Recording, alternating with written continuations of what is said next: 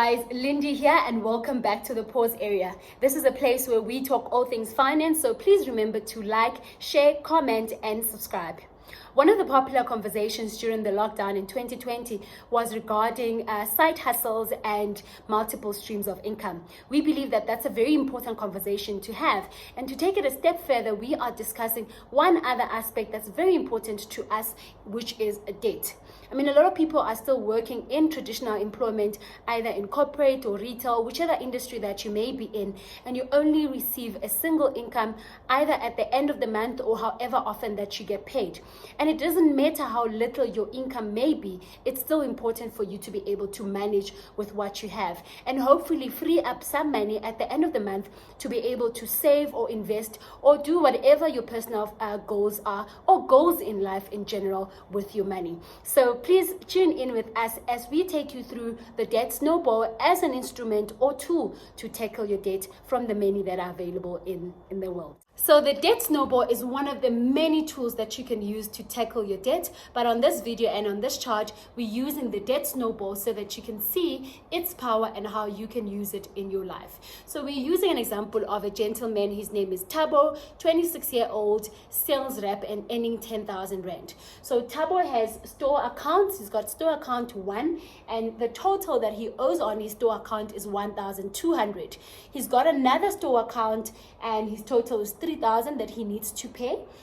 He's got a personal loan of 8,500, a credit card of 15,000, and lastly a car payment of 184,000. So the total that Thabo has in his debt is 211,700. So basically on the debt snowball, the tool is you need to list all your debts from the smallest to the highest. And the first step that we just went through is discussing how much you owe in total at each creditor or credit provider, and make sure that you know how much your total debt is. So Thabo owes a total of 211,700 at different credit providers. So what he needs to pay every month is 200 Rand on the store account, 340 Rands on his other store account, 617 for his personal loan, 1,022 for the credit card, and 3,787 for his car payment. So monthly on his 10,000 salary, he takes 5,965 and manages debt for that. So the first step is basically you knowing how much you owe in total and how much you need to pay every month to service your debt. So that's what we've done. Now, then the second thing that we now need to do is look at how much it's going to take or how long it's going to take for Thabo to finish paying off his debt if he continues making the minimum payments. So on the first account, he only needs to pay 200. So it's going to take him 6 months in order for him to finish paying off 1,200. On the second store account, his minimum is 340 Rands. So it's going to take him 9 months to pay off 3,000. It's going to take him 14,000 to pay off 8,500 on his personal loan, just paying 617 Rands a month.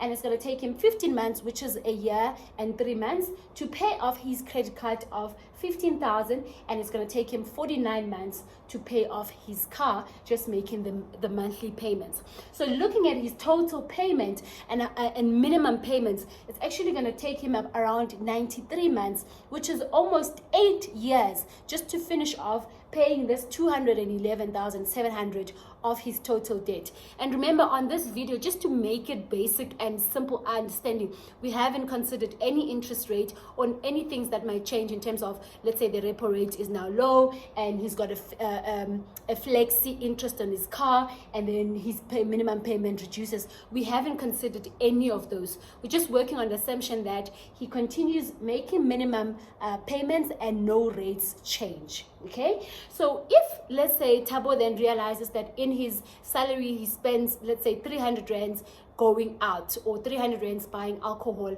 in his income, and then he decides, look, I'm gonna maybe pause spending that money, as opposed to me spending 300 Rands, I'm now gonna start paying 200 Rands or spending 200 Rands towards alcohol, and then or going out, and then he decides to use that 200 rand to increase his first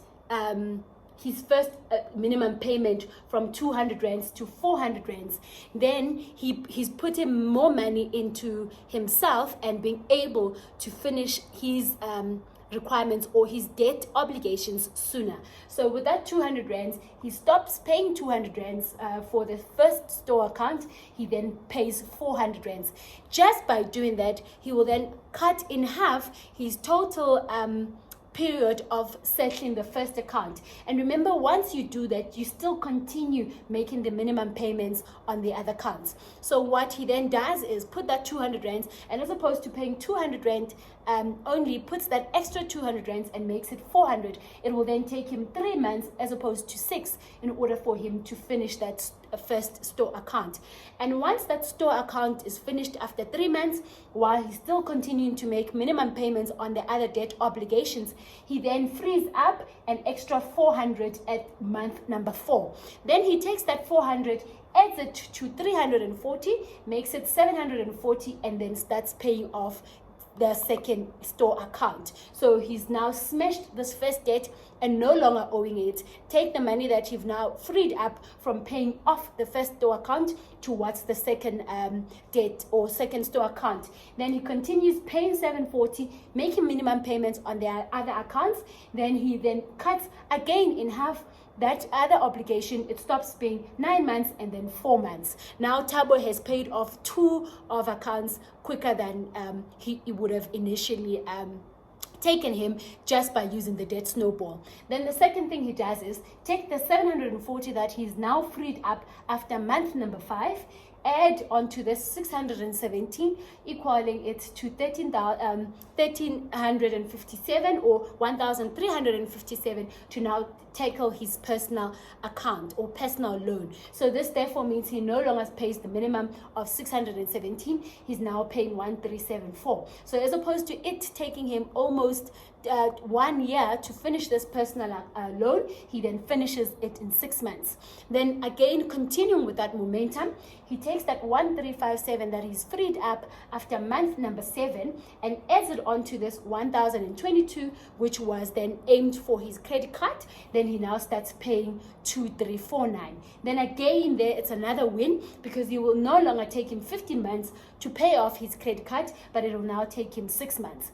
And then after that long period of just continuing pushing and focusing on tackling his debt, Thabo has now paid off 4 of his accounts, and he can take all his minimum payments, which is now 2349, added onto the 3787, which is the minimum payment on his car, pretty much making it 6165, and then it takes him 30 months to finish off paying his car versus the initial 49 months. And that too, when you pay off your car or some of your credits sooner, like your credit card and personal loan, you actually save on the interest that they would have charged you had you continue with the full loan term or credit term. So as opposed to it taking him almost 8 years to finish paying off 211,700 of his debt, it's now going to take him 49 months, which is almost 2 years 1 year, or 2 years 1 month. So again, this is the power of the debt snowball. If you use it right and just continue with the momentum, you can then be able to pay off your debt and live a healthier in terms of your finance life, a financially healthier life. Thank you, and see you on the next video.